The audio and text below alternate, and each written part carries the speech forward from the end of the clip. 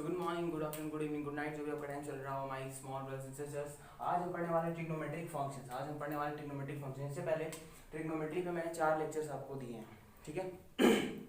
उनका लिंक मैं description box में दे दूंगा। अगर वो लेक्चर्स आपने नहीं देखे तो या तो आप पहले देख लो, और नहीं तो अगर आपको रेडियन का नॉलेज है तो कोई बात नहीं, आप डायरेक्ट यहाँ पे आ जाओ। और अगर आपको ये पढ़ने की जल्दी है तो फर्स्ट लेक्चर देखो और डायरेक्ट यहाँ पे आ जाओ, क्योंकि फर्स्ट लेक्चर और सेकंड लेक्चर का अगर पार्ट चाहो तो स्टार्टिंग का देख सकते हो, ताकि आपको रेडियन का इन्फॉर्मेशन पता चल जाए। उसके बाद आप यहाँ पे आ जाओ। ऐसे मैंने उन चारों लेक्चर्स में मेजरमेंट ऑफ एंगल्स को पूरी तरह से फिनिश कर दिया है, कुछ नहीं बचा। Toughest question of R D Sharma भी मैंने उसमें पिक किया था और उससे बताया था आपको, मतलब टफेस्ट तो नहीं है बट बच्चों को जनरली लगता है, ठीक है। तो स्टार्ट करते हैं। आज हमें पढ़ना है ट्रिग्नोमेट्रिक फंक्शंस, या उसी को सर्कुलर फंक्शंस कहा जाता है। आज हम उसके बारे में डिस्कशन करेंगे। और आप लोग हेडिंग डालिए इसी के साथ, ट्रिगोनोमेट्रिक फंक्शंस, ट्रिग्नोमेट्रिक फंक्शंस और सर्कुलर फंक्शंस। ट्रिग्नोमेट्रिक फंक्शंस और सर्कुलर फंक्शंस कुछ नहीं, एक ही बातें हैं, ठीक है। सर्कुलर फंक्शंस, ट्रिग्नोमेट्रिक फंक्शंस, जो भी कह लो आप इसे। तो एक जैसे आर एस अग्रवाल में इसका नाम रख दिया गया है ट्रिग्नोमेट्रिक और सर्कुलर फंक्शंस। फिर अगर हम आर डी शर्मा की बात करें तो वहाँ से ट्रिग्नोमेट्रिक फंक्शंस है ना, और एनसीईआरटी की बात करें तो पूरा का पूरा चैप्टर ही ट्रिग्नोमेट्रिक फंक्शंस नाम से। तो आप जो नाम चाहो वो आप रख लो, ठीक है, वो आपकी मर्जी। मैं इस चैप्टर में सबसे ज़्यादा डर आपको किस चीज़ से लगता है? सब सच तो यही है कि डर पूरे चैप्टर से ही लगता है। क्यों लगता है? सर पहली प्रॉब्लम की क्वेश्चन नहीं याद होती, सॉरी फॉर्मूला नहीं याद होता। दूसरा प्रॉब्लम कि क्वेश्चंस बनते नहीं है, जब भी प्रूफ करने बैठो बनता ही नहीं है, बनाते जा रहे पेजेस भरते जा रहे हैं और पता नहीं घूम करके वहीं आ जा रहे हैं जहाँ से स्टार्ट किया था। तो इस तरह की प्रॉब्लम्स आती हैं। तो कोई बात नहीं, आई एम विथ यू। हम करेंगे इस चैप्टर को अच्छे से फिनिश। कैसे करेंगे फिनिश ऐसे करेंगे कि मैं आपको आर डी शर्मा के सारे तो नहीं कह सकते बट ऐसे क्वेश्चंस मैं जरूर करा दूंगा जो आपके लिए बहुत ही हेल्पफुल होंगे। और मे भी टाइम अगर मिला तो मैं सारे क्वेश्चंस डिस्कस कर लूंगा, ठीक है। तो स्टार्ट करते हैं। आर डी शर्मा के ही नहीं, हमारे सवाल के भी इंपॉर्टेंट क्वेश्चंस उठाएंगे, एनसीईआरटी के भी सारे क्वेश्चंस करेंगे, एनसीईआरटी के तो सारे क्वेश्चंस करेंगे, ठीक है। तो आप लोग हेडिंग डाल लो, ट्रिग्नोमेट्रिक फंक्शंस और सर्कुलर फंक्शन चैप्टर का नाम। तो अगर 4 लेक्चर्स नहीं देखे तो आप चाहो तो देख लेना, डिस्क्रिप्शन बॉक्स में लिंक दे दिया है। चैनल को सब्सक्राइब कर दो, क्योंकि मैं बहुत ही मेहनत कर रहा हूँ, उसमें बहुत ही मेहनत लगता है वीडियो बनाने में। चैनल को सब्सक्राइब कर दो, ठीक है। It's my request to you that you subscribe channel first, then come to the lecture part, okay. So start करते हैं। उससे पहले रेडियंस का कुछ नॉलेज तो होगा ही आपको, तो एक बार मैं यहाँ पे भी रेडियन का नॉलेज दे ही देता हूँ। देखो कुछ नहीं होता, एक सर्कल ले लो, ठीक है, एक सर्कल ले लो। सर्कल का रेडियस मान लो r है, और हमने क्या किया, r लेंथ का आर्क कट किया, ओके। r लेंथ का हमने आर्क कट किया। तो ये जो r लेंथ का आर्क और r लेंथ का रेडियस जो, तो r लेंथ का जो आर्क है ना, वो जो सेंटर पे एंगल बनाता है ना, वो 1 रेडियन कहलाता है, ठीक है। तो यही हो गया रेडियन का डेफिनेशन, मैंने आपको फटाक से बता दिया। और यहाँ पे ध्यान देना कि एक सर्कल, एक पूरा कंप्लीट सर्कल कितना रेडियन बनाता है, तो उसके लिए समझना होगा आपको। देखो जब r रेडियस 1 रेडियन का एंगल बना रहा है सेंटर पे, तो 1 यूनिट रेडियस कितना बनाएगा, 1/r रेडियन का एंगल बनाएगा सेंटर पे। तो पूरा सर्कमफेरेंस मतलब 2 पाई r होता है सर्कमफेरेंस ऑफ सर्कल, तो वो कितना बनाएगा, तो 2 पाई r इंटू 1/r रेडियंस, मतलब 2 पाई रेडियंस। तो ये होता है पूरे सर्कल जो है वो सेंटर पे कितना एंगल बनाता है, 2 पाई रेडियंस, मतलब 2 पाई रेडियंस। और आपने पढ़ा होगा बचपन में 360 डिग्री आपने बचपन में पढ़ा होगा, ठीक है, कि 360 डिग्री सर्कल पूरा एंगल बनाता है सेंटर पे। तो ये 2 पाई रेडियंस इक्वल 360 डिग्री, तो यहाँ से आ गया pi radians equal to 180 degree. ये रिलेशन ही बहुत इंपॉर्टेंट है। अगर आपको कुछ नहीं पता तो कोई बात नहीं, आप ये रिलेशन बस माइंड में रखो, ठीक है। और रेडियन में जरूरी नहीं कि बार बार हमें सीख दें ही, ये कोई जरूरी नहीं है, ठीक है। हम चाहे ऐसे लिखें, चाहे पाई इक्वल टू 180 डिग्री भी लिख दे, तो बात बराबर ही है, ठीक है, बात बराबर ही। तो मैं आपको यहाँ पे भी रिवाइज कर दिया, अगर आप चारों लेक्चर्स को नहीं देखना चाहते हो तो यहाँ से भी समझ सकते हो, लेकिन मैं कहूँगा कि देख ही लो, क्योंकि आपकी अंडरस्टैंडिंग अच्छे से हो जाएगी। मैंने अच्छे से सारे कंसेप्ट क्लियर किए हैं जो जनरली टीचर्स करते नहीं हैं। यहाँ तक कि मैंने कई छोड़ो हटाओ कई मटेरियल्स जो कि अच्छे अच्छे टीचर्स के द्वारा हैं, मतलब जो कि अच्छे अच्छे कोचिंग सेंटर्स के द्वारा हैं, जो कि मैं उतना कोई खास वैल्यू नहीं देता। कोचिंग सेंटर का हमारे लाइफ में कोई खास वैल्यू नहीं होता, वो हम डिसाइड करते हैं कि हमें क्या करना है। तो मैंने सारे कंसेप्ट्स पे डिस्कशन किया है। अब यहाँ पे भी हम डिस्कशन आज करेंगे अच्छे अच्छे कंसेप्ट्स का जो आपने शायद से सुना ना हो, और आर डी शर्मा, आर सवाल जैसे बुक्स में तो हो भी ना। खैर आर डी शर्मा सवाल बहुत अच्छी बुक्स हैं, ठीक है। तो चलिए अब ट्रिग्नोमेट्री के सर्कुलर फंक्शन। तो सबसे पहले आप समझ लो कि फंक्शन क्या होता है, फंक्शन क्या होता है, ठीक है। फंक्शन समझना बहुत जरूरी है क्योंकि अब आप 11th में आ चुके हो। 11th में अगर आ करके अगर आप फंक्शंस नहीं समझ रहे हो तो फिर पढ़ ही क्या रहे हो, क्योंकि पूरा जो है ना 11th 12 पूरा फंक्शन पे डिपेंड है। आप 12th में कैलकुलस पढ़ोगे तो वहाँ भी फंक्शंस की जरूरत पड़ेगी। तो चलिए बात कम करते हैं और काम ज़्यादा करते हैं। तो फंक्शंस के दो पार्ट्स होते हैं, फंक्शंस के दो पार्ट्स हो सकते हैं बेसिकली। चलो एक एग्जांपल के तौर पे आपको समझाता हूँ। एफ ऑफ एक्स मैंने लिख दिया है यहाँ पे, आपने बचपन में भी देखा होगा F of X equal to x square, मैंने ये लिख दिया। तो ये क्या है, ये एक फंक्शन है। अच्छा सुनो, वेरिएबल दो तरह के होते हैं, आपने वेरिएबल पढ़ा होगा, मैं यहाँ पे साइड में बताता हूँ। Okay so variable are of two types, variable of two types. एक होता है डिपेंडेंट वेरिएबल,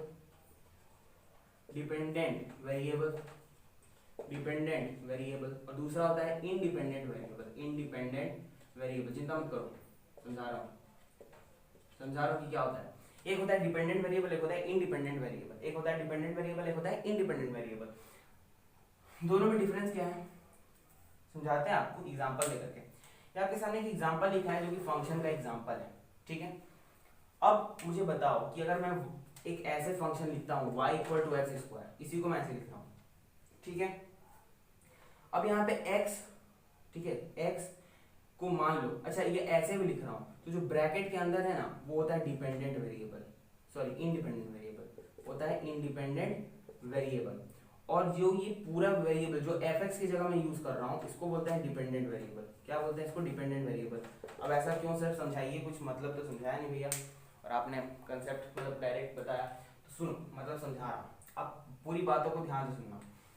डिपेंडेंट वेरिएबल वो वेरिएबल होता है जो दूसरे पे डिपेंड करे। जैसे y को अपनी अगर कोई वैल्यू चाहिए तो वो इंडिपेंडेंट नहीं है, x पे डिपेंड कर रहा है। मैं आपको यहाँ पे एक टेबल, आपने ग्राफ जब पढ़ा होगा बचपन में तो आपने एक टेबल आप लोग बनाते होंगे, ठीक है, कि x की क्या वैल्यू होगी फिर y की क्या वैल्यू होगी। तो x की वैल्यू अगर 0 तो y की वैल्यू भी 0, x की वैल्यू अगर 1 तो y की वैल्यू भी 1। तो इसका मतलब x क्या है, x तो इंडिपेंडेंट है ना, ये x जो है ये इंडिपेंडेंट है, समझ रहे हो।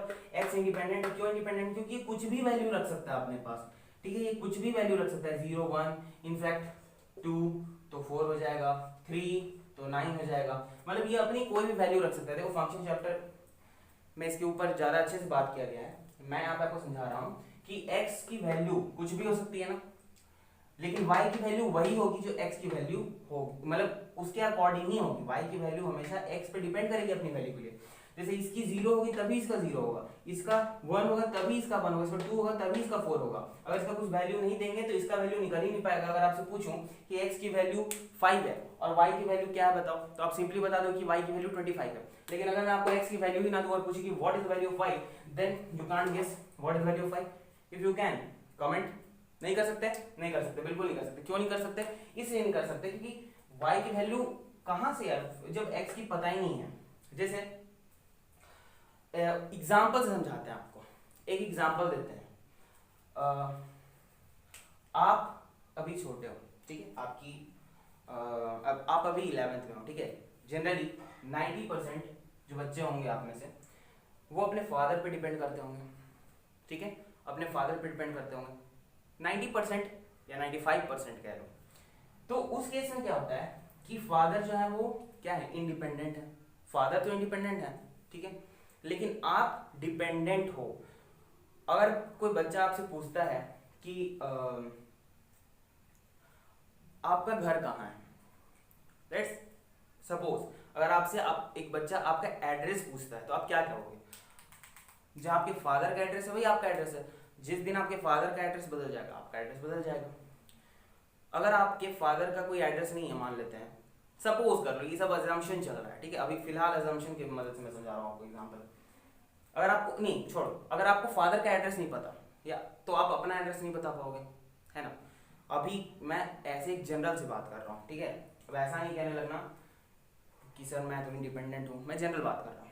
तो कुछ भी हो, अब फादर को एक्स समझ लो और खुद को वाई समझ लो। तो जो फादर अर्न कर रहे हैं फिलहाल, अब पैसे मत उड़ाने लग जाना, मैं एक बात एग्जांपल दे रहा हूँ आपको, ठीक है, एक एग्जांपल दे रहा हूँ। तो जो फादर का एड्रेस है, मान लो एक्स में कोई भी एड्रेस हो सकता है, ठीक है, तो फादर का एड्रेस मान लो, अगर फादर आपके गवर्नमेंट जॉब कर रहे हैं तो उनका अगर ट्रांसफर हो जाए तो उनका एड्रेस बदल जाएगा, तो उस हिसाब से आपका भी एड्रेस बदल जाएगा। लेकिन अगर एक्स का एड्रेस नहीं पता तो वाई का एड्रेस कहां से पता चलेगा। तो वाई क्या है, डिपेंडेंट वेरिएबल है, एक्स क्या है, इंडिपेंडेंट वेरिएबल है। तो बस यही कंसेप्ट है डिपेंडेंट और इंडिपेंडेंट वेरिएबल का। अब फंक्शन पे आते हैं कि फंक्शन क्या होता है। फंक्शन कुछ नहीं टफ है, अगर आप डिपेंडेंट इंडिपेंडेंट समझ रहे हो तो फंक्शन की कोई बड़ी बात नहीं है। अब यहाँ पे देखो फंक्शन क्या होता है। फंक्शन कुछ नहीं, आपको एग्जाम अच्छे से तो मैं अभी फिलहाल ही समझा रहा क्योंकि हमें कुछ और पढ़ना है। फंक्शन क्या है, ये एफ एक्स इक्वल टू जो एक्स स्क्वायर है, यही फंक्शन है, यही फंक्शन है।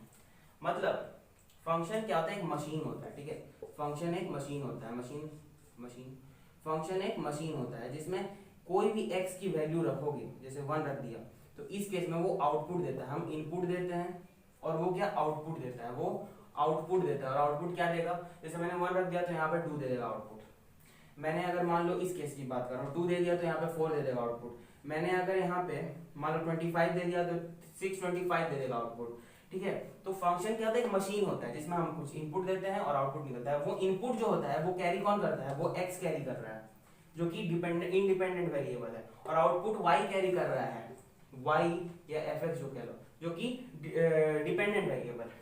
तो हम फंक्शन को एक मशीन की तरह समझेंगे अभी फिलहाल के लिए। कैसी मशीन, जिसमें कुछ हम डालते हैं इनपुट तो कुछ यहाँ पे निकल के आता है आउटपुट।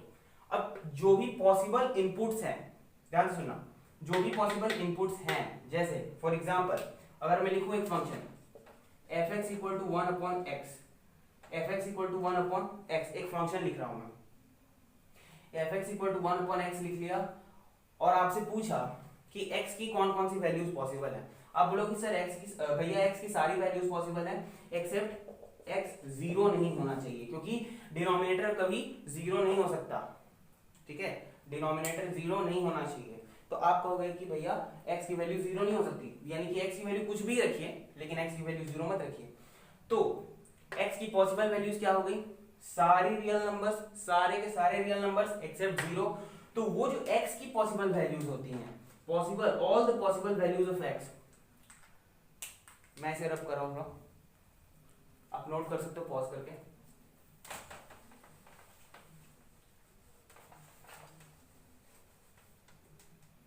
ध्यान से सुनना, all the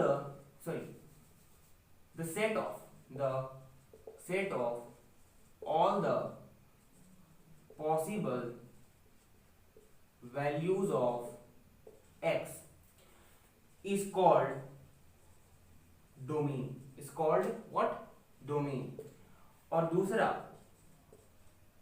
the set of,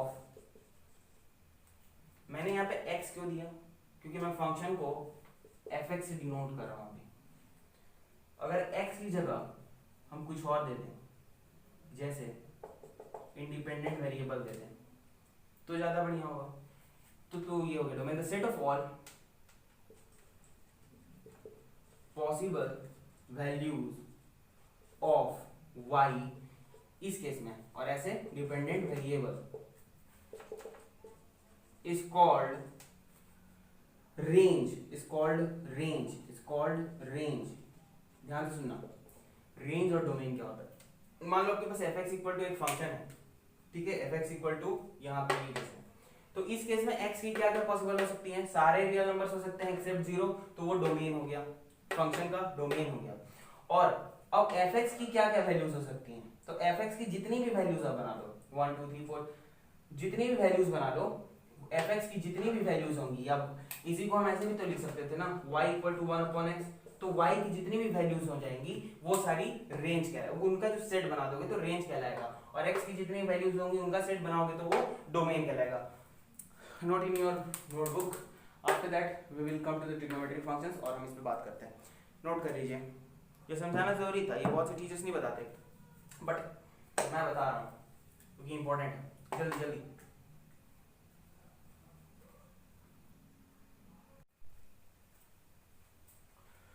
सो हम बात करते हैं कि हम इस चैप्टर में क्या पढ़ेंगे। इस चैप्टर में हम लोग पढ़ेंगे ट्रिग्नोमेट्रिक फंक्शंस या ट्रिग्नोमेट्रिक रेशियो, इसको ट्रिग्नोमेट्रिक रेशियो भी कहा जाता है, ठीक है। तो अगर किसी बुक में ट्रिग्नोमेट्रिक रेशियोज नाम से चैप्टर है तो आप चिंतित मत होइएगा। तो ट्रिग्नोमेट्रिक फंक्शंस या ट्रिग्नोमेट्रिक रेशियोज पहले पढ़ेंगे, फिर हम कुछ आइडेंटिटीज पढ़ेंगे जिनमें वो ट्रिग्नोमेट्रिक फंक्शंस या रेशियोज इन्वॉल्व होंगे। तो अब आते हैं ट्रिग्नोमेट्रिक फंक्शंस या सर्कुलर फंक्शंस या ट्रिग्नोमेट्रिक रेशियोज जो भी कह लो, इन पे बात करते हैं। तो देखो सिंपल सी बात है कि सबसे पहले हम क्या करते हैं, आपको समझाने की कोशिश करते हैं कि कौन कौन से फंक्शंस होते हैं। देखो सबसे पहले अगर ट्रिग्नोमेट्रिक रेशियोज या फंक्शंस की बात करें, ट्रिग्नोमेट्रिक रेशियोज या ट्रिग्नोमेट्रिक फंक्शंस की बात करें तो ये हमारे पास 8 तरह की होती है, 8 टाइप्स, ठीक है। ये हमारे पास कितने टाइप की होती है, 8 टाइप्स। ना के माइंड में क्वेश्चन आ रहा होगा कि 8 टाइप्स की कैसे हो गई, हमने तो 6 टाइप्स की पढ़ी थी बचपन में, मतलब 10th में, बचपन की 10th में तो हमने 6 टाइप की पढ़ी थी, sine, cos, tan, cosec, cot, sec, अब जो भी हो इतनी पढ़ी थी ना, 6 टाइप्स की पढ़ी थी। ये 2 टाइप्स कहाँ से आया, इनफैक्ट कुछ बच्चों ने अभी 11th में भी ट्रिग्नोमेट्री पढ़ा होगा तो उन्होंने भी पढ़ा होगा, तो उन्होंने 2 ही टाइप्स पढ़ा होगा, एक मतलब उन्होंने भी 6 टाइप्स पढ़ा होगा, बट मैं आपको 2 खास टाइप्स मतलब 2 और टाइप्स बताऊंगा और उनका इंपॉर्टेंस समझाऊंगा, ठीक है। क्या इंपॉर्टेंस है उनका, ये कोचिंग्स में पढ़ाया जाता है इसलिए मैं पढ़ाऊंगा, ओके। तो ट्रिग्नोमेट्रिक रेशियोज और ट्रिग्नोमेट्रिक फंक्शंस की बात करते हैं, तो ध्यान से सुनिएगा।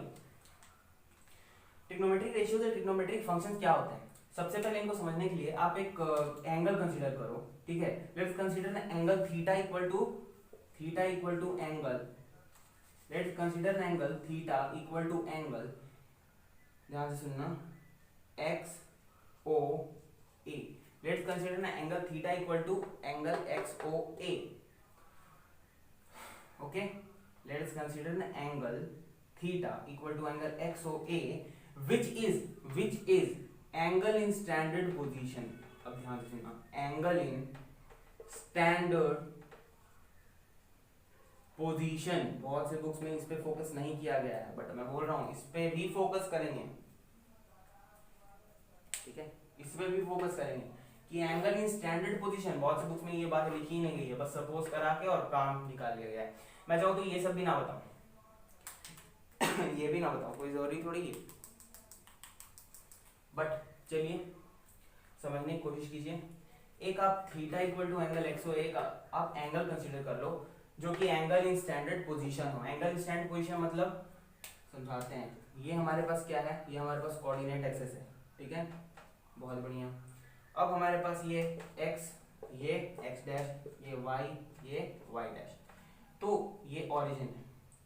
एंगल एक्स ओ ए हम कंसीडर, अच्छा एंगल एक्स ओ ए बनाओ ऐसे साइड में, तो कैसे बनेगा, ये एक्स ओ ए मान लो ये बना दिया, ये ऐसा एंगल होगा, एंगल इन स्टैंडर्ड पोजीशन का मतलब ये इनिशियल साइड होता है, आपको बताया था मैंने पहले लेक्चर में, फर्स्ट लेक्चर ट्रिग्नोमेट्री में, इसको इनिशियल साइड कहते हैं। मतलब कि एक साइड मैंने फिक्स रखा जहां से वो मतलब फिक्स नहीं रखा, एक साइड मैंने इनिशियली रखा जो कि क्या करेगा, रिवॉल्व करेगा और दूसरे साइड को दूसरे साइड पर चला जाएगा। तो दूसरा साइड होता है फाइनल, उसको टर्मिनल साइड कहा जाता है, और इसको क्या कहा जाता है, इसको इनिशियल साइड कहा जाता है, और ये वर्टेक्स कहलाता है। तो ये वर्टेक्स कहलाता है। तो हमें यही समझना है कि एंगल एक्स ओ ए क्या है, एंगल इन स्टैंडर्ड पोजीशन, मतलब ओ एक्स क्या है, ओ एक्स हमारे पास है इनिशियल साइड, ओके, ओ वर्टेक्स, एंगल का वर्टेक्स, ठीक है। तो एंगल इन स्टैंडर्ड पोजीशन का मतलब होता है ऐसा एंगल जिसका initial side positive x axis से कोइंसाइड करे और साथ ही साथ वर्टेक्स जो है वो ओरिजिन के साथ कोइंसाइड करे, बस टर्मिनल साइड कहीं भी हो। तो हम लोगों ने ये जैसे कंसीडर किया यहाँ पे theta equal to angle X है, तो हमारे पास 4 तरह के केसेस बन सकते हैं, क्योंकि हमारे पास 4 क्वाड्रेंट्स होते हैं, first quadrant, second quadrant, third quadrant और फोर्थ क्वाड्रेंट। तो हमारे पास चार तरह के केसेस बन जाते हैं सिंपल सिंपल, चार तरह के केसेस बन जाते हैं।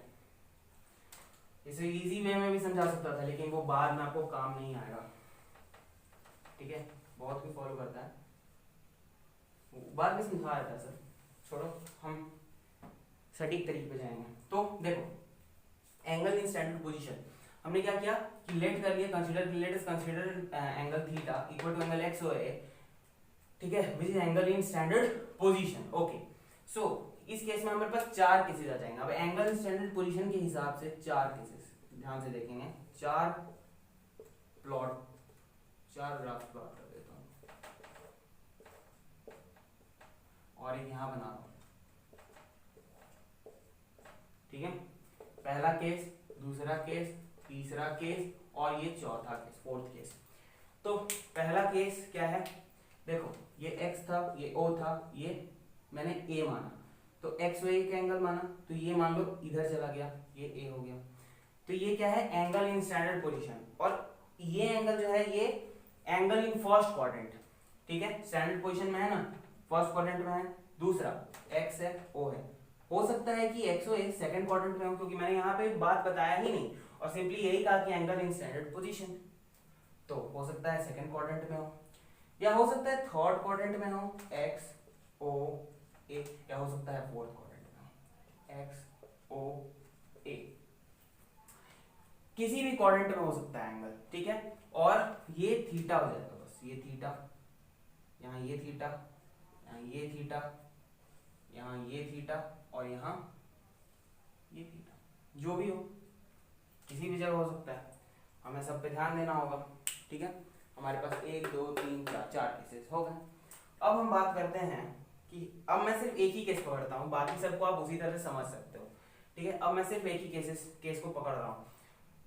मैं क्या करूंगा कि सपोज कर लो एक कोई भी पॉइंट टर्मिनल साइड ओ ए पे P, ठीक है, कोई भी पॉइंट P जो कि O पे नहीं होना चाहिए बस, तो यहाँ पे मान लो मैंने P बना दिया, अच्छी बात है, P बना दिया। और PM एक परपेंडिकुलर ड्रॉ करो ऑन एक्स एक्सिस। अब ये आप कहीं भी लगा सकते हो, आप यहाँ भी लगा सकते हो, ठीक है, यहाँ भी लगा सकते हो, कहीं भी लगा सकते हो, जहाँ जहाँ मर्जी आप सब जगह लगा दो, ऐसे लगा दो एक्स एक्सिस पे, यहाँ पे PM परपेंडिकुलर, यहाँ पे देखो PM परपेंडिकुलर, अब कहीं भी लगा सकते हो, ठीक है। तो मैं इन्हें रब कर रहा हूँ, आप कॉपी में से नोट कर लो और बाकी आप लगा लगा करके देख सकते हो।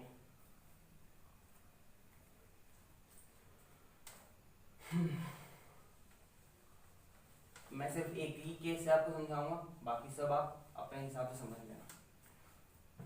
देखो अब यहाँ पे बात करते हैं, तो हमने ये किया, PM परपेंडिकुलर ड्रॉ कर दिया, अच्छा बात है।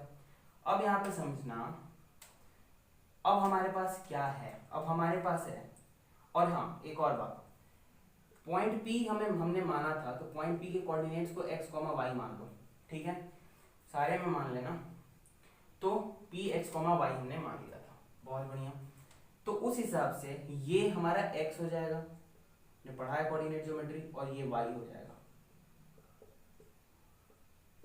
ये x हो जाएगा और ये y हो जाएगा, बढ़िया है। और ये r मान लो, let us assume it r, ठीक है, ये r आप मान लो।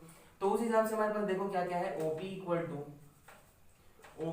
टू r है, ठीक है, OM इक्वल टू x है, और ध्यान से सुनो PM इक्वल टू y है। हमारे पास तीन चीजें अवेलेबल हैं, और ये क्या है, ये एक राइट एंगल ट्रायंगल नहीं है, ध्यान से सुनो, एक राइट एंगल ट्रायंगल नहीं है। तो उस हिसाब से ये OP इक्वल टू r है, OM, अच्छा हाँ, और ये ऑलवेज पॉजिटिव होगा, इसकी एक खास बात, ये ऑलवेज पॉजिटिव होगा, but it can be positive और नेगेटिव, और साथ ही साथ y भी पॉजिटिव या नेगेटिव हो सकता है। आपको कैसे पॉजिटिव या नेगेटिव हो सकता है, तो आपको चार डायग्राम्स मैंने दिखाए थे, आप जरा रिकॉल कीजिए, चारों डायग्राम्स में। अब ये डिपेंड करता है टर्मिनल साइड के पोजीशन को, मान लो टर्मिनल साइड यहाँ हो, तो उस हिसाब से P क्या हो जाएगा, पॉइंट यहाँ तो नेगेटिव हो जाएगा, तो माइनस एक्स कॉमा वाई हो जाएगा। तो देखो, तो फिर माइनस एक्स आ गया, तो x नेगेटिव हो गया, ठीक है, या इस क्वाड्रेंट में हो, ठीक है, x को मत माइनस लिखो, लेकिन यहाँ पे x तो नेगेटिव होगा ना, ये तो नेगेटिव होता है, ये पॉजिटिव होता है, ये नेगेटिव होता है, ये पॉजिटिव होता है y एक्सिस, ये पॉजिटिव एक्स एक्सिस, ये नेगेटिव वाई एक्सिस, ये नेगेटिव एक्स एक्सिस। तो यहाँ पे x की वैल्यू नेगेटिव हो जा रही है। यहाँ पे देखो, यहाँ पे क्या होगा p x, y, तो यहाँ पे दोनों ही नेगेटिव हो जा रहा है। यहाँ पे अगर आप देते तो यहाँ पे p x, y अगर ले लेते तो यहाँ पे x पॉजिटिव होता लेकिन y नेगेटिव होता। तो ये डिपेंड करता है टर्मिनल साइड के पोजीशन में कि टर्मिनल साइड कहाँ लाई कर रहा है, कौन से क्वाड्रेंट में लाई कर रहा है। बहुत बढ़िया, तो हम समझ गए, हमारे पास ये चीजें अवेलेबल हैं। अब सुनेंगे, ध्यान से आप सुनना, अब आप ध्यान से सुनना, आपको ये पता चल गया कि हमारे पास ये चीजें अवेलेबल हैं। कोई बात नहीं, अब आगे बढ़ते हैं। तो अगर हम देखें ध्यान से तो ये एक राइट एंगल ट्रायंगल है ना। अच्छा, r एक डिस्टेंस है, r हमेशा पॉजिटिव होगा, इस पे ध्यान देना है। अब हम चलते हैं इसी को लेकर के बस। तो हमारे पास आपको पता है कि यही क्या है, r ही हमारे पास, अगर एक राइट एंगल ट्रायंगल इसको मान लें तो r ही हमारे पास क्या है, हाइपोटेन्यूज है। क्या है, हाइपोटेन्यूज, हाइपोटेन्यूज। OM क्या है, OM ध्यान से देखो, थीटा के सामने वाला परपेंडिकुलर कहलाता है। थीटा के जस्ट नीचे वाला जो है वो कहलाता है क्या, इसको कहते हैं बेस, और इसको कह देते हैं हाइपोटेन्यूज। ठीक है, हाइपोटेन्यूज कह देते हैं।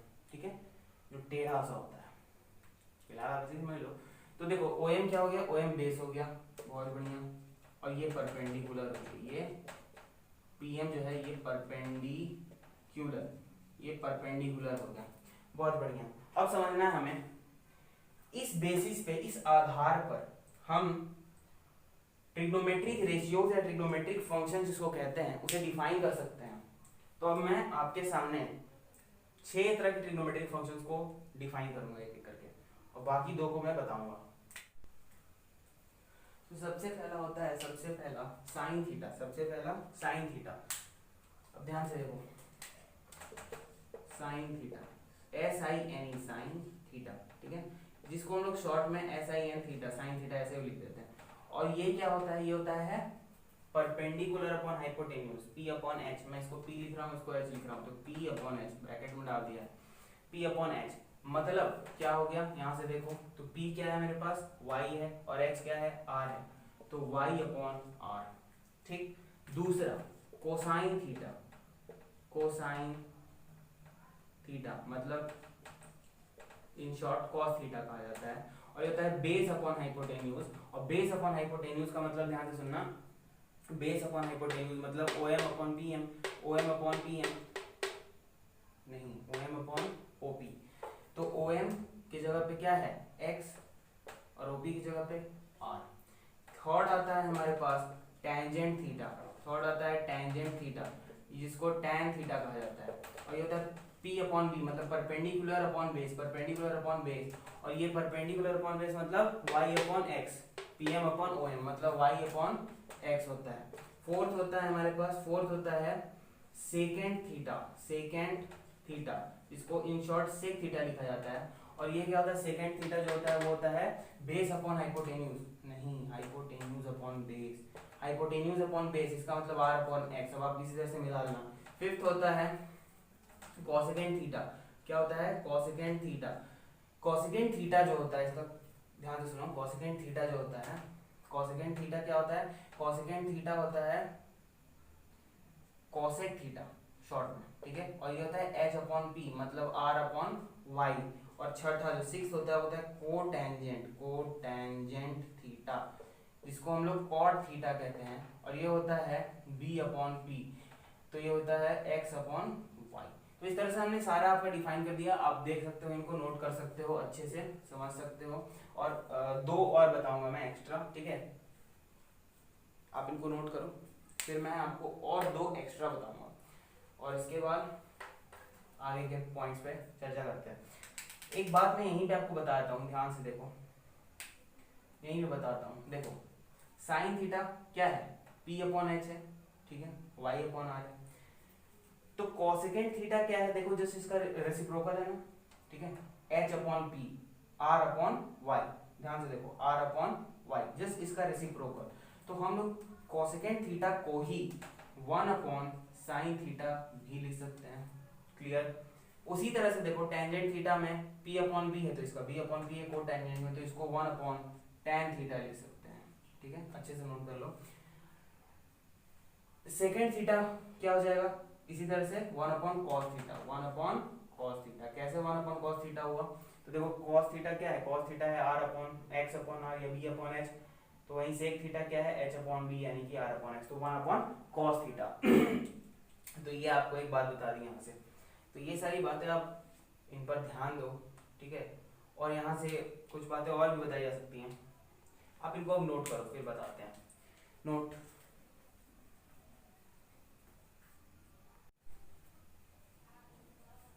एक और बात है, आप यहाँ पे ध्यान से सुनो, ध्यान से सुन लो। क्या बात सुननी है आपको, देखो ये जो ट्रायंगल है ना, ये ट्रायंगल जो मैंने बनाया, इसको ट्रायंगल ऑफ रेफरेंस कहेंगे, ट्रायंगल ऑफ रेफरेंस कहेंगे। ये मैंने आपको फर्स्ट लेक्चर में भी बताया था। On the very first lecture I told you that this is called triangle of reference of या for angle X Y. Angle X Y के लिए ये जो बना ना ट्रायंगल, ये होगा ट्रायंगल ऑफ रेफरेंस। दूसरी बात कि साइन थीटा का मतलब आप समझ गए हो, मैंने बताया था फंक्शन, तो उसी तरह से साइन थीटा जो है वो एक फंक्शन ही है, आप ऐसे भी लिख सकते हो। तो थीटा यहाँ पे क्या है, इंडिपेंडेंट वेरिएबल, साइन फंक्शन जो है वो तो एक फंक्शन है। चलो, तो साइन थीटा अगर इक्वल टू वाई लिखूं तो वाई यहाँ पे है डिपेंडेंट वेरिएबल और थीटा है यहाँ पे independent variable. Good, y dependent variable, theta है इंडिपेंडेंट वेरिएबल। और ये फंक्शन क्यों हो गया, क्योंकि थीटा की कोई भी वैल्यू यहाँ पे आ सकती है, ठीक है, थीटा की कुछ वैल्यू आएगी और उसके लिए आउटपुट निकलेगा। तो साइन एक मशीन हो गया जिसमें हम थीटा के लिए कुछ इनपुट डालेंगे और वाई जो निकलेगा वो हमारा आउटपुट निकलेगा। तो साइन थीटा एक फंक्शन हो गया। तो आप साइन थीटा का मतलब sine of angle, sine of angle, sine of angle theta समझना।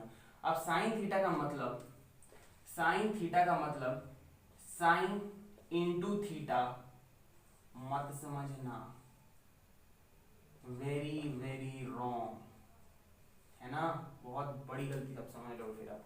साइन इंटू थीटा मत समझना, ठीक है, साइन इंटू थीटा मत समझिएगा आपसे।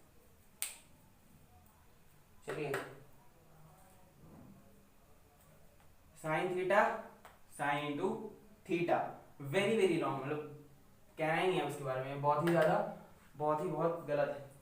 अच्छा, और एक आपसे बात कर लेते हैं, वो थ्योरम से मैं उसको डिस्कस करता हूँ, इसको आप नोट करें, मैं इसको रख करूंगा, पॉज करके आप नोट कर सकते हैं। दो और फंक्शंस हैं जो आपको मैं बताना चाहूंगा, ठीक है, दो और फंक्शंस हैं। अब इसको कहते हैं हम लोग वर्स्ट साइन थीटा, ध्यान से सुनो, वर्स्ट साइन थीटा। अब ये भी एक फंक्शन ही है।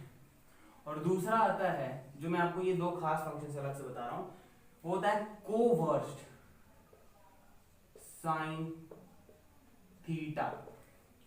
वर्स्ट साइन थीटा का मतलब होता है 1 माइनस कॉस थीटा, ठीक है, मैं वैसे भी लिखूंगा। अच्छा, वर्स्ट साइन थीटा को शॉर्ट में कैसे लिखते हैं, तो ऐसे लिख देते हैं,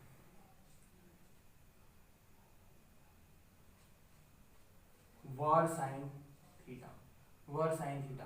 और कोवर्ट साइन थीटा को लिखते हैं कवर, कवर नहीं पढ़ना, कोवर, कोवर साइन थीटा।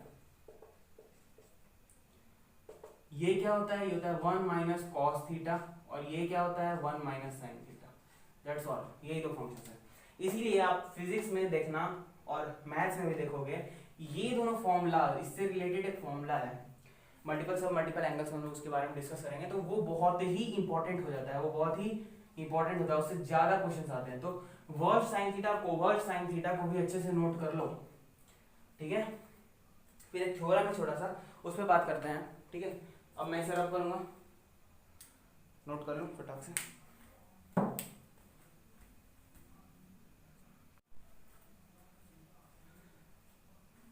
देखो, ट्रिग्नोमेट्रिक फंक्शंस किसी भी एंगल के लिए हमेशा सेम वैल्यू देते हैं। ट्रायंगल के डायमेंशन से कुछ लेना देना नहीं है। मान लो अगर एक ट्रायंगल में बना दूं, ठीक है, यहाँ पे 4 सेंटीमीटर, यहाँ पे 4 सेंटीमीटर, ध्यान सुनना, यहाँ पे 4 सेंटीमीटर, यहाँ पे 4 सेंटीमीटर और यहाँ पे 4√2 सेंटीमीटर, ये राइट एंगल ट्रायंगल मैंने बनाया, ठीक है। ये एंगल आप जानते हो 45 डिग्री होगा, ये भी 45 डिग्री होगा। फर्स्ट एग्जांपल, अगर मैंने एक यहाँ पे ट्रायंगल बना दिया, ये 8 सेंटीमीटर बना दिया, ये भी 8 सेंटीमीटर बना दिया, ये 8√2 सेंटीमीटर हो जाएगा, ठीक है। और ये एंगल फिर से 45 डिग्रीज और ये भी 45 डिग्रीज। तो दोनों ही केसेस में साइन 45 का वैल्यू 1/√2 ही होगा, चाहे ये ट्रायंगल पकड़ो चाहे ये।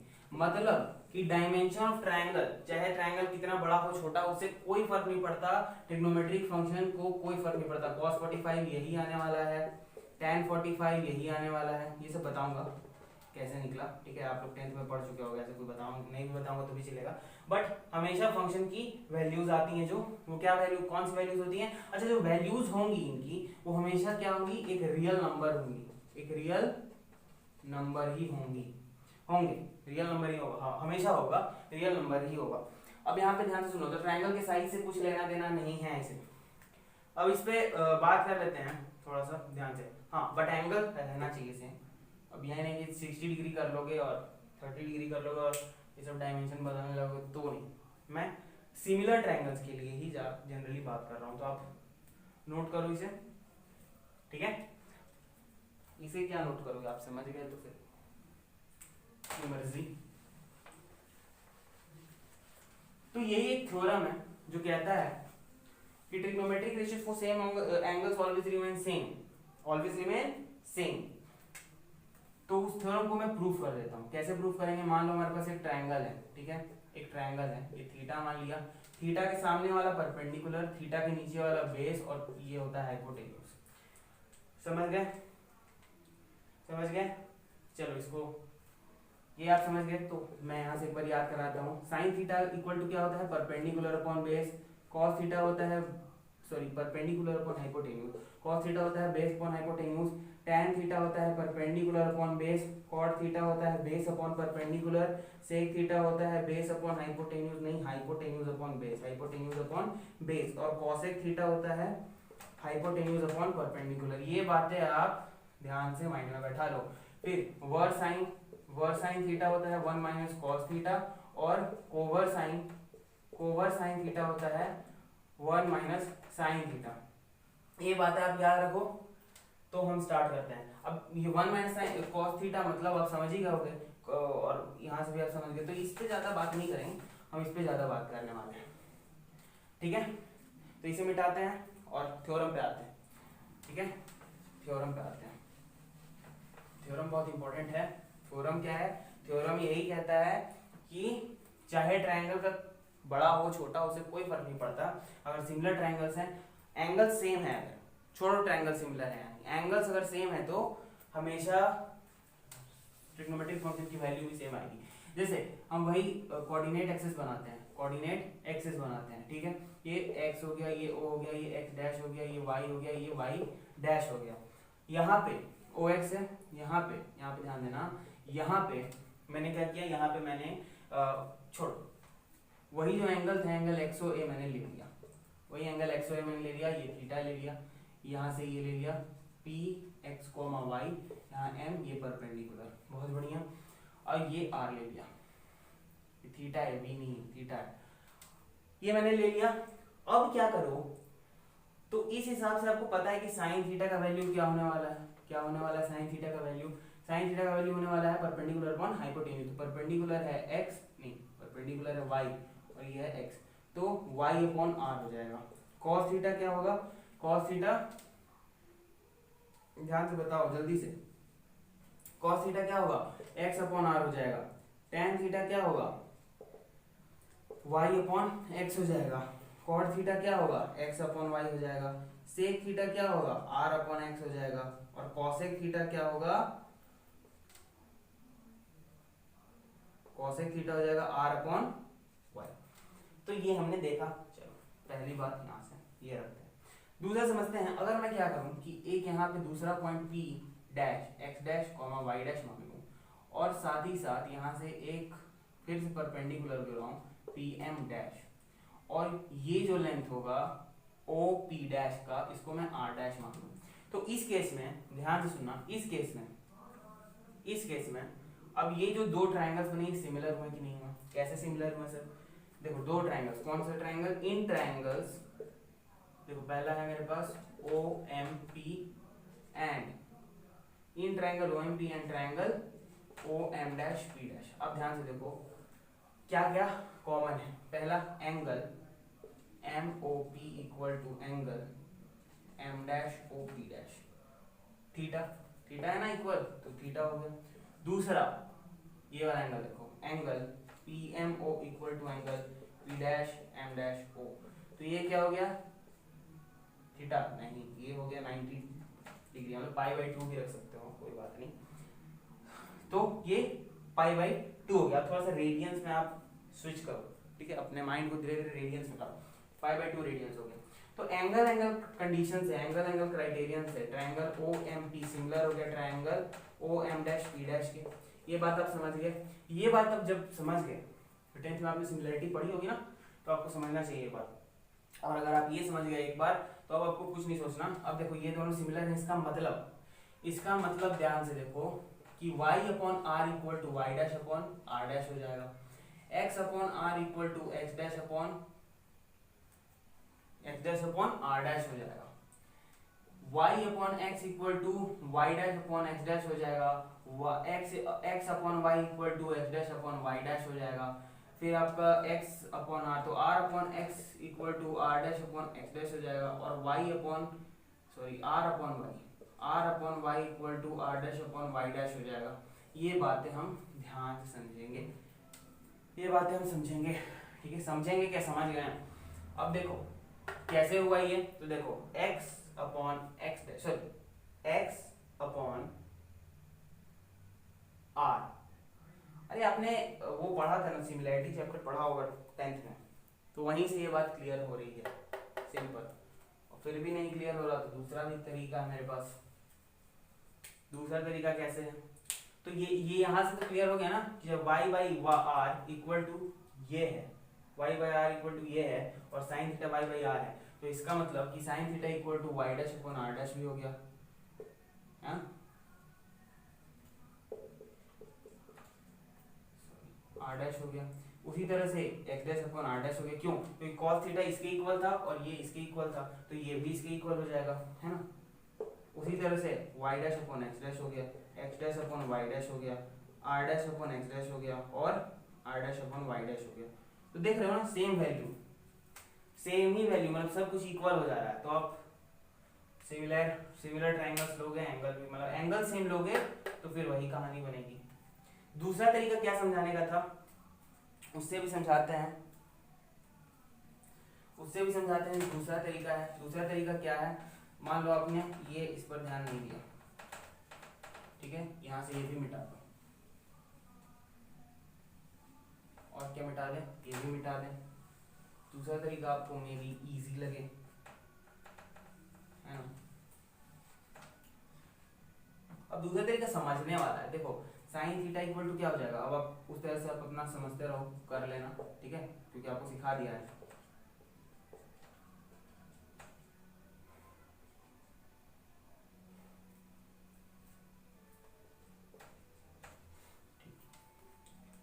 अब देखो इसी तरह से मैं अगर ये जो ट्रायंगल मैंने बनाया इसके लिए साइन थीटा लिखूं, तो फिर क्या आएगा, अब ये क्या हो जाएगा, ये y डैश हो जाएगा, और ये पूरा x डैश हो जाएगा। तो उस हिसाब से आ जाएगा y dash upon r dash perpendicular upon hypotenuse. तो इसी तरह से आप सेम सब के लिए करके देख सकते हो। देखो साइन थीटा इक्वल ही है, इससे प्रूफ होगा कुछ नहीं, इससे प्रूफ नहीं होने वाला, इससे प्रूफ नहीं होने वाला। तो जो बच्चे ऐसे सोच रहे थे उनके लिए मैंने ये बताया जानबूझ करके। आप सोच रहे थे ऐसे अगर किया जाए तो नहीं, ऐसे नहीं हो सकता, ठीक है, देखो ऐसे नहीं हो सकता, क्यों, क्योंकि इससे क्या साबित होगा, इससे तो y upon r equal to ये प्रूफ हो जाएगा ना। तो ये हमें थोड़ी प्रूफ करना था, हमें इसको इसकी इक्वल प्रूफ करना था। चलो जो भी, अगर ये बात आपको नहीं समझ में, कोई बात नहीं, आपको इससे पहले वाली सारी बातें समझ में आ गई हैं, तो उसी के लिए मुबारक हो आपको, क्योंकि वो बातें भी समझना जरूरी था। तो आपके पास सारे फॉर्मूलाज हैं, sine theta equal to perpendicular upon hypotenuse, cos theta equal to base upon hypotenuse, tan theta equal to perpendicular upon base, cot theta equal to base upon perpendicular, sec theta equal to sec theta equal to hypotenuse upon base cosec theta equal to hypotenuse upon perpendicular, 6 के 6 trigonometric ratios और सारे सारे 2 extra versed sine और coversed sine आपको बता दिया, ठीक है। अच्छा, अब बात करते हैं कुछ रिमार्क्स पे, कुछ रिमार्क्स, 3 रिमार्क है मेरे पास, 3 रिमार्क है मेरे पास, ठीक है, 3 रिमार्क है। रिमार्क 1, रिमार्क 1, इस पे बात करो। देखो आपको बताया था, क्या बताया था, मैं यहाँ पे देखो बता रहा हूँ, ये होता है हाइपोटेन्यूज, ये होता है परपेंडिकुलर, ये होता है बेस और ये होता है मान लो थीटा। थीटा के कंपैरिजन में हुआ, अगर ये थीटा अब फाई कंसीडर करते हैं तो इस एंगल को अगर कंसीडर करते हैं तो परपेंडिकुलर ये हो जाता, बेस ये हो जाता और ये हाइपोटेन्यूज। तो इस पे ध्यान देना है हमें, मैं बार बार बता रहा हूँ, ठीक है। ये हमेशा परपेंडिकुलर नहीं हो सकता, बट ये हाइपोटेन्यूज हमेशा फिक्स रहेगा, ठीक है, फिक्स रहेगा, ये हाइपोटेन्यूज हमेशा फिक्स रहेगा, इसीलिए ये हमेशा पॉजिटिव रहेगा। तो कह सकते हो अब उसका अपना कंसेप्ट है, पॉजिटिव है इसलिए क्योंकि वो डिस्टेंस है। अभी उस पर बात नहीं कर रहा हूँ मैं इस पे बात कर रहा हूँ कि ये P है और ये B है और वो थीटा है। तो उस हिसाब से आपको बताया है, यहाँ पे साइड में लिख रहा हूँ कि sine theta equal to perpendicular upon hypotenuse, cos theta equal to base upon hypotenuse, tan theta equal to perpendicular upon base, cot theta equal to base upon perpendicular, cosec theta equal to hypotenuse upon perpendicular और sec theta equal to hypotenuse upon base. ये तो 6 बातें आप रट ही लो, ठीक है। अब इसके लिए बहुत से लोग ट्रिक्स बताते हैं, क्या वो पंडित बोल, I don't know and I don't care about it. आप ट्रिक्स पे कम भागो, ठीक है, ट्रिक्स पे कम भागो, क्योंकि ट्रिक ही भूल जाओगे तब क्या करोगे, कंसेप्ट हो जाएगी। और इसमें कोई कंसेप्ट नहीं, आपको रटना ही पड़ेगा। तो इसे अच्छे से याद कर लीजिए, प्रैक्टिस करके याद कर लीजिए। प्रैक्टिस करके याद करना एक अलग चीज होता है, ताकि फॉर्मूला थर्डले से लिख दिया और अगर फिर रटने जब ट्रिक्स में रहोगे तो ट्रिक्स में धीरे धीरे करते रहना question solve. Tricks are not for the competitive candidates, उनके लिए भी ट्रिक्स होता है, ऐसी बात नहीं है, लेकिन इस पे मैं कहूंगा याद करो, प्रैक्टिस करते रहे। रिमार्क 1, साइन थीटा फॉर्मूला ही वाइज बता रहा हूँ, आपको आइडेंटिटी ही बता रहा हूँ, समझते चलो। Sine theta into cosec theta जब हम कर देंगे तो ये 1 होता है। इसी को हम ऐसे भी लिख सकते हैं कि sine theta equal to 1 upon cosec theta, या cosec theta equal to 1 upon sine theta. कैसे? Sine theta into cosec theta equal to 1, तो sine theta equal to 1 upon cosec theta, cosec theta equal to 1 upon sine theta. इस formula से हमने निकाल लिया, यही आपका बेस है। अब ये कैसे हो गया भैया? तो ये कैसे हो गया, देखो sign theta into cosec theta क्या, साइन थीटा क्या है p अपॉन h, और कॉसेक थीटा क्या है, देखो कॉसेक थीटा है h upon p, h cut गया, p कट गया, 1 आया। तो ये देखो ना, वही बात कही है मैंने, ठीक है। तो अगर आपको प्रूफ करना है कोई भी बात तो आप पुट करके प्रूफ कर सकते हो। मैं यहाँ पे बातें लिख देता हूँ। दूसरा, cos theta into sec theta equal to 1, और इसी तरह से यहाँ पे cos theta equal to 1 upon sec theta, या sec theta equal to 1 upon cos theta. दूसरा रिमार्क। तीसरा remark, tan theta into cot theta equal to 1। तो यहाँ से क्या आ गया आपके पास, tan theta equal to 1 upon cot theta, या cot theta equal to 1 upon tan theta. Fourth remark क्या है? फोर्थ रिमार्क आपको अच्छे से बताते हैं, चलिए देखिए फोर्थ रिमार्क क्या है। Fourth, tan theta equal to sine theta upon cos theta. अब ये कैसे हुआ, ये कैसे हुआ भैया? तो देखिए साइन थीटा क्या होता है, p अपॉन h, आप यहाँ से देखो, और cos theta b upon h, h cancel, p upon b आ गया। तो देखो p अपॉन b क्या है, tan थीटा। तो यहाँ से प्रूफ हो गया, sine theta upon cos theta equal to tan theta, या tan थीटा की जगह, तो बस सिंपल है, बहुत बढ़िया। अब इसी तरह से एक और सुनो, फिफ्थ क्या है, cot theta equal to cos theta upon sine theta. तो ये हमारे पास कुछ पांच पॉइंट्स बताया, ये रिमार्क 1 के पॉइंट्स थे। अब आप इनको ध्यान से पहले इनको आप नोट कर लो, ठीक है। उसके बाद हम लोग रिमार्क के और अगले 2 पॉइंट्स पे जाएंगे, फिर आइडेंटिटी समझेंगे और उसके बाद कुछ इंपॉर्टेंट आइडेंटिटीज फंडामेंटल समझेंगे, ठीक है, और फिर उनके नाम को भी जान लेंगे। ऐसे ही फॉर्मेलिटी। यहाँ पे आप इनका काम करो।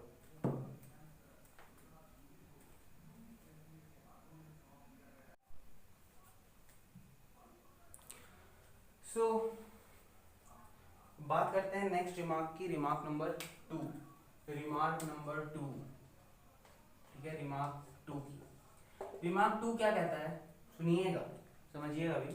रिमार्क 2 क्या कहता है, ये सब हम कर क्यों रहे हैं,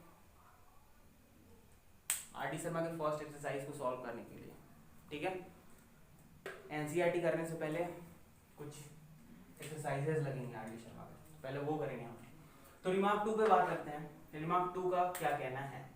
रिमार्क 2 का ये कहना है कि जैसे ये मैंने आपको बताया था कि ये अगर कोऑर्डिनेट एक्सिस है, ये अगर कोऑर्डिनेट एक्सिस है, एक्स ओ, ये मान लो ये था, ये थीटा था, ठीक है, और ये यहाँ पे P था, x, y, यहाँ पे M था, ये परपेंडिकुलर था, ये y था, ये x था और ये r था।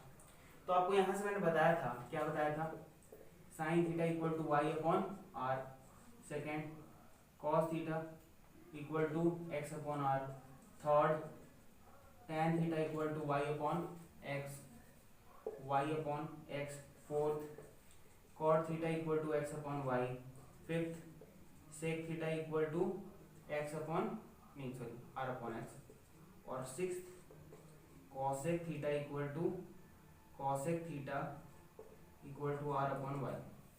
तो ये बताया था आपको मैंने, ये बताया था, इसको समझना जरा कि देखो बार बार फॉर्मूलाज लिखोगे ना तो याद पता चला जाएगा आपको, तो आप एक दिन इस तरह से लिख लोगे, ठीक है।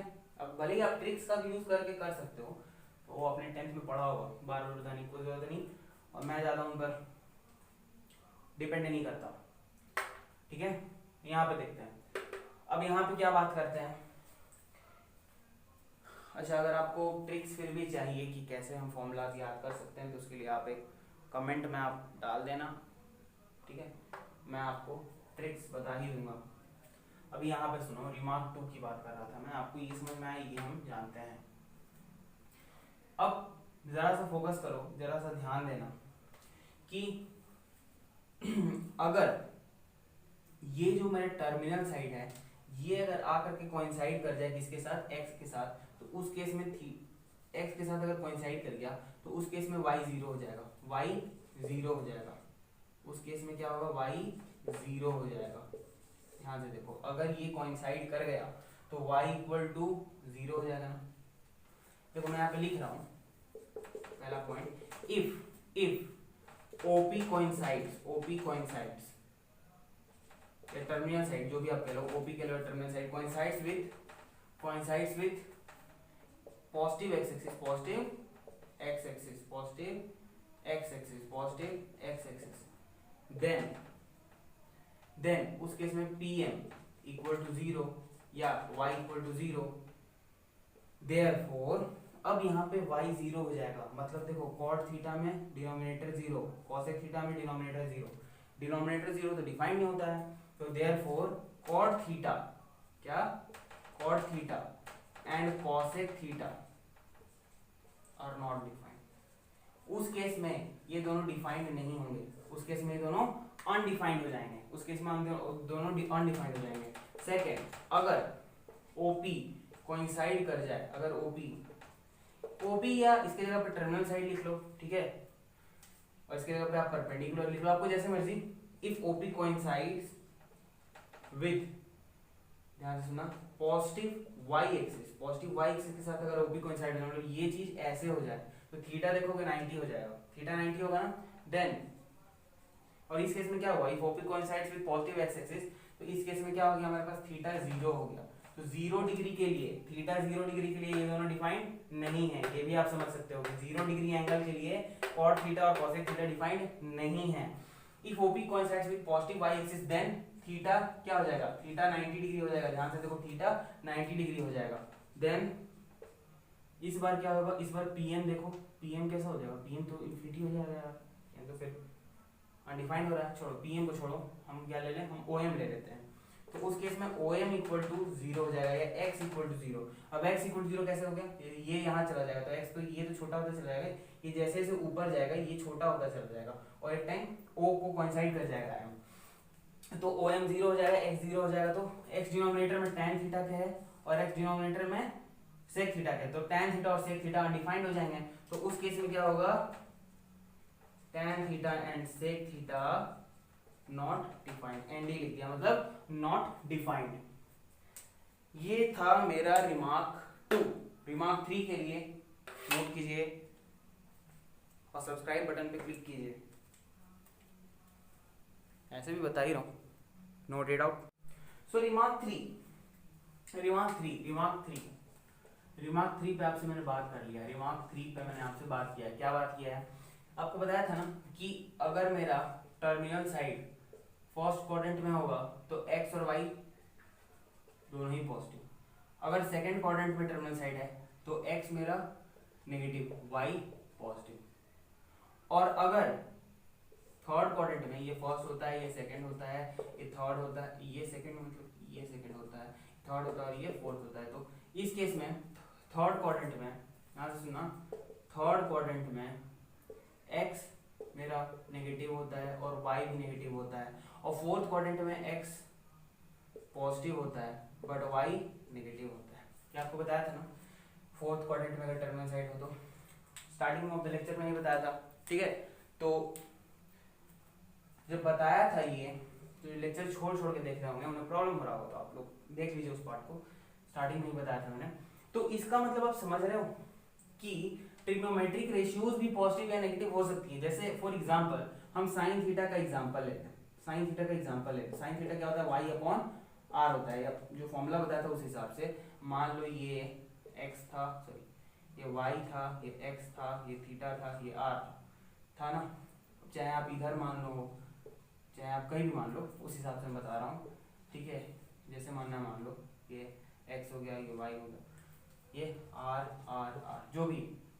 साइन थीटा क्या बताया था आपको, परपेंडिकुलर अपॉन हाइपोटेन्यूज, परपेंडिकुलर सामने वाला थीटा का और हाइपोटेन्यूज ये, तो y अपॉन r। अब देखो साइन थीटा थर्ड क्वाड्रेंट में और फोर्थ क्वाड्रेंट में नेगेटिव होगा ना, क्योंकि y नेगेटिव होगा, थर्ड और फोर्थ में y नेगेटिव होगा, r तो हमेशा पॉजिटिव है। अगर ये नेगेटिव हो गया तो ये देखो ये नेगेटिव हो गया, और ये अगर पॉजिटिव हो गया तो ओवरऑल क्या आएगा, नेगेटिव ही आएगा जो भी आएगा। तो इसका मतलब trigonometric functions can also be negative depending upon the values of y and x, ठीक है। y एंड x नहीं कहेंगे, y एंड और x, इस तरह से लिखा होता है ना उसमें। इसका मतलब कि y और x दोनों अगर नेगेटिव या पॉजिटिव हुआ तो उस पर डिपेंड करता है, या फिर y या x में से कोई अगर एक नेगेटिव हुआ एक पॉजिटिव हुआ तो उस पर डिपेंड करता है। मतलब कि y कैसा है, पॉजिटिव है या नेगेटिव है, इस पे डिपेंड करेगा ट्रिग्नोमेट्रिक फंक्शन का वैल्यू, चाहे वो sin थीटा हो, cos थीटा हो, cosec थीटा हो, tan थीटा हो, cot थीटा हो, sec थीटा, कुछ भी हो, x और y के साइन पे ही उसका साइन डिपेंड करेगा। तो trigonometric function can also be negative, trigonometric function negative भी हो सकता है। इसी के साथ यहाँ पे रिमार्क 3 भी खत्म।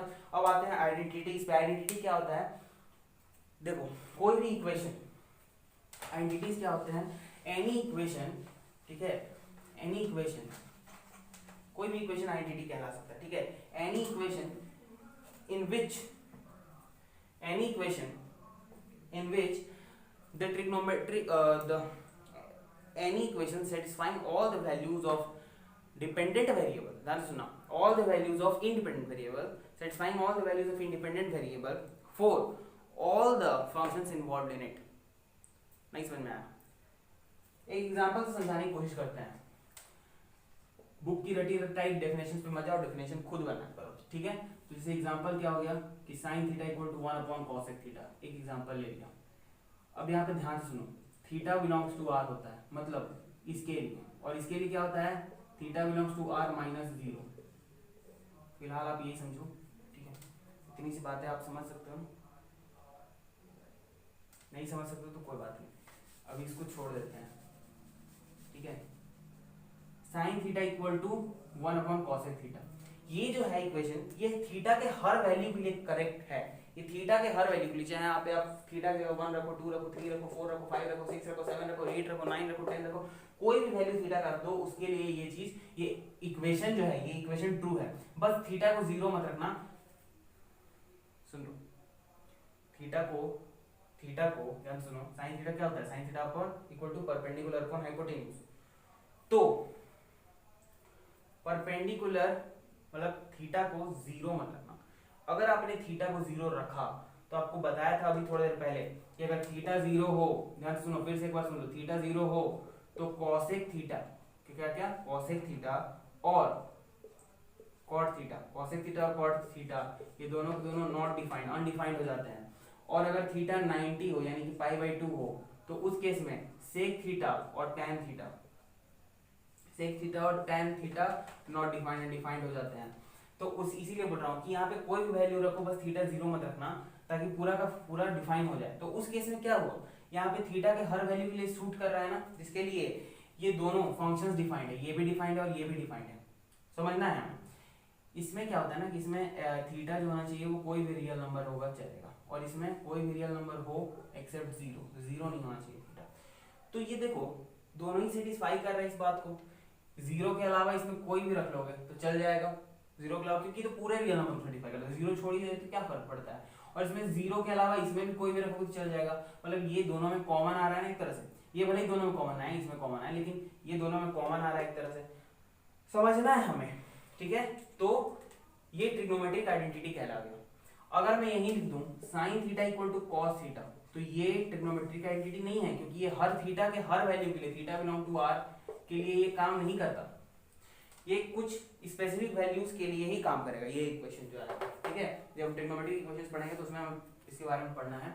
तो ये जो है sine theta equal to cos theta, इस पे आप ये फोकस करना, इस पे आप ये फोकस करना कि ये ऑलवेज ट्रू नहीं है, ये थीटा की स्पेसिफिक वैल्यू के लिए ही ट्रू होता है, और ये हमेशा ट्रू होता है हर उस थीटा के वैल्यू के लिए जिसके लिए ये दोनों ही डिफाइंड है, जिसके लिए ये दोनों ही डिफाइंड है। तो इसलिए आइडेंटिटी कहलाता है। और ये ट्रिग्नोमेट्रिक इक्वेशन क्यों कहलाता है, क्योंकि ये कुछ सुटेबल, कुछ खास तरह के सर्टेन वैल्यूज के लिए ही डिफाइंड है।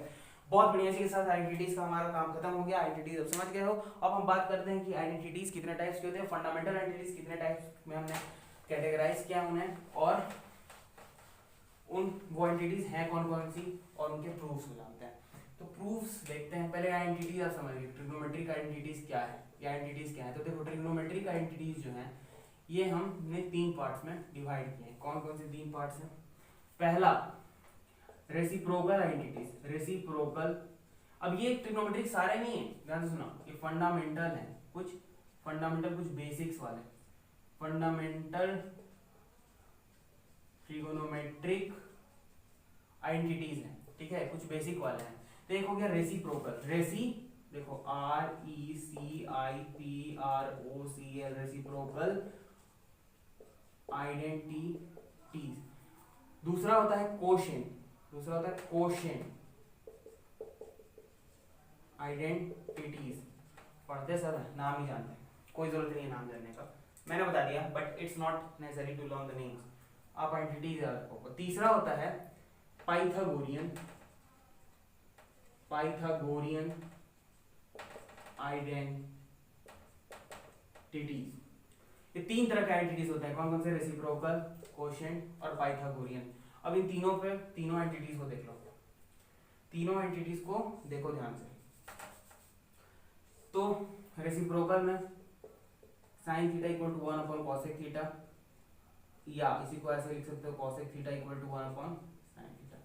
सेकंड कॉस थीटा, बताया ये सब आपको बताया, तो इसका प्रूफ फिर से नहीं बताऊंगा।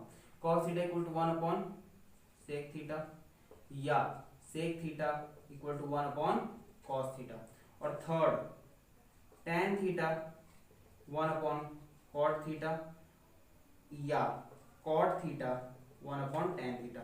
ये 3 हो गया हमारा कौन सा एंटिटी, रेसिप्रोकल। क्योंकि देखो साइन का रेसिप्रोकल कॉसेक, 1 कॉसेक मतलब कॉसेक का रेसिप्रोकल तो साइन होता है, इसलिए रेसिप्रोकल एंटिटी। इस तरह सिमिलरली आप समझ लो। दूसरा होता है कोशेंट एंटिटी, कोशेंट का था, आप इनको नोट कर सकते हो, ठीक है, पॉज करके नोट कर लो।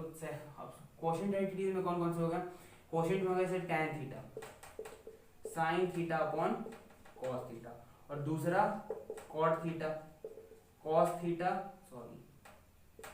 Upon sine theta, that's all. ये दो क्वेश्चन है पाइथागोरियन एंटी जो पाइथागोरस थ्योरम पर डिपेंड करता है। अब देखो ये दोनों का आपको मैंने आपको प्रूफ बता दिया है, इसका प्रूफ नहीं बताया, इसका प्रूफ बताना होगा, तो इसके लिए आप लिख लो, प्रूफ बताता हूँ।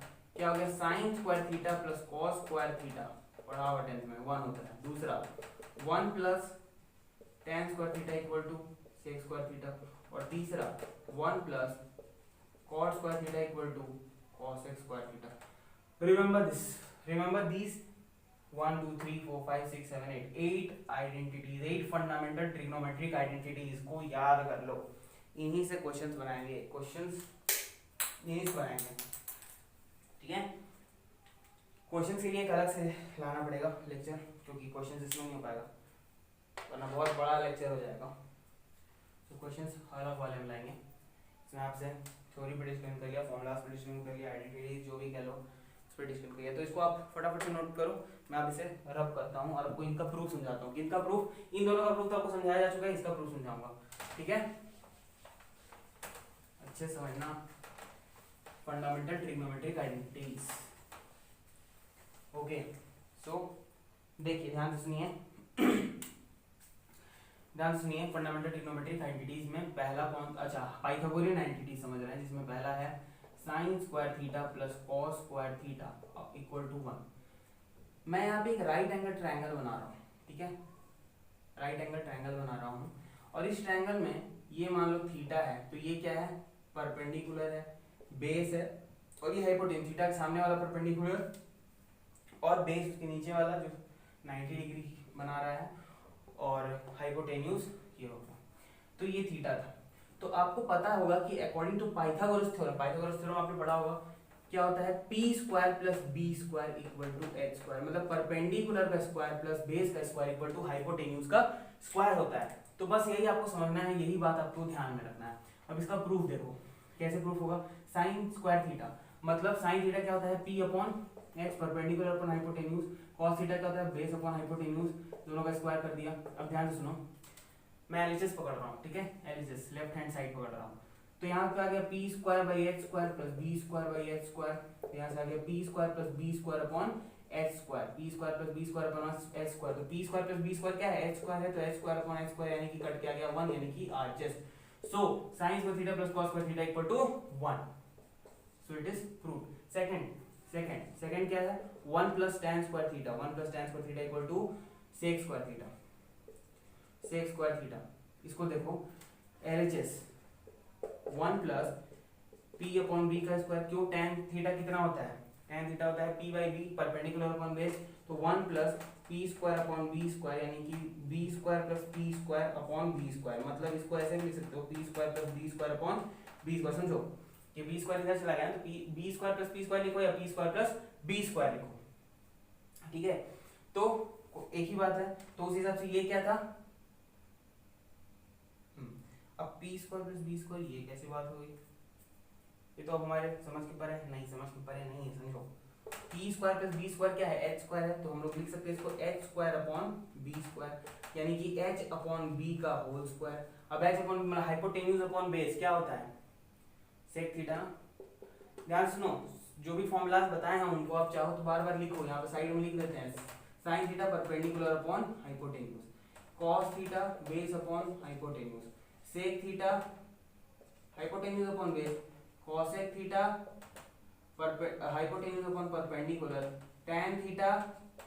अब चाहो तो साइड में आपको जैसे मन, मैं तो मुझे तो कैसे भी यार मैं कैसे भी लिख सकता हूँ, मुझे सीरीज को सीक्वेंस मेंटेन नहीं करना, tan theta perpendicular upon base, और cot theta base upon perpendicular. So I have written all the formula. अब देखो यहाँ पर sec थीटा क्या है, h upon b, hypotenuse upon b, तो ये हो गया sec स्क्वायर थीटा, ठीक है।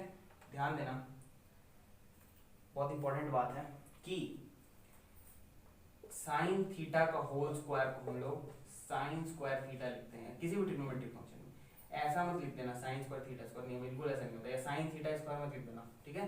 कैसे लिखेंगे, साइन स्क्वायर थीटा।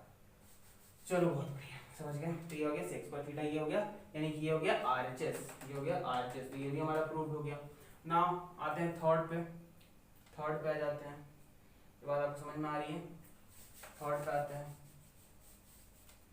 थर्ड क्या है, थर्ड हमसे कहता है 1/cot square theta equal to cosec square theta. Third यही था, ठीक है। तो एलसीएस पकड़ लो, एलसीएस क्या है 1 + cot square theta. cot theta क्या होता है, b/p का स्क्वायर हो गया, क्यों देखो ना cot थीटा b/p है, तो 1 + b² p² यानी कि p² + b² p² + b² h² है, तो h² p² h/p क्या होता है cosec स्क्वायर थीटा। सो देखो ना ऐसे भी लिख सकते हो h/p का होल स्क्वायर, यहाँ से हो गया क्या cosec थीटा का होल स्क्वायर, मतलब क्या cosec स्क्वायर थीटा। कैसे h/p क्या होता है, देखो h/p cosec थीटा होता है। तो इसके साथ तीनों की तीनों आइडेंटिटीज पे मैंने डिस्कशन आपसे कर लिया, ये भी आइडेंटिटी बन गया। तो आपको 8 आइडेंटिटी जो आपको दिखाया गया है आज, वो आपको आठों के आठों आइडेंटिटीज याद रखने हैं, खास करके ये तीनों तो याद ही रखना, ठीक है। 8 आइडेंटिटीज जो फंडामेंटल आइडेंटिटीज आपको बताया, अब इन्हीं पे जो हम क्वेश्चंस करेंगे कल, मतलब नेक्स्ट लेक्चर में इन्हीं पे बेस्ड क्वेश्चंस करेंगे, ठीक है। आपको बातें भी बता दी मैंने, क्या क्या आपको मतलब माइंड में रखना है, कौन कौन सी बातें, तो आप इसे लिख लें, ठीक है।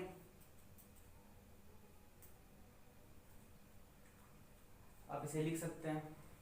इसी के साथ लेक्चर पॉइंट करते हैं। अगर आपको ये लेक्चर अच्छा लगा तो चैनल को सब्सक्राइब कर दो, क्योंकि सब्सक्राइब करोगे तभी मोटिवेशन मिलेगा और मैं वीडियो इस तरह के लाऊंगा। लाइक कर दो वीडियो को, चैनल को सब्सक्राइब कर दो और नेक्स्ट वीडियो का वेट करो। साथ ही साथ जिन्होंने पहले के 4 लेक्चर्स नहीं देखे, डिस्क्रिप्शन बॉक्स में लिंक दे दिया है, आप वो देखें, वेट ना करें। हाँ, और इससे रिलेटेड आप आर डी शर्मा के क्वेश्चंस करें, ताकि जब मैं लेक्चर डालूं, ठीक है, तब तक आपके पास जो क्वेश्चंस ना बने हों आप सिर्फ उन्हें करिएगा। तो इसी के साथ लेक्चर को एंड करते हैं और चैनल को सब्सक्राइब करते हुए जाना, ठीक है।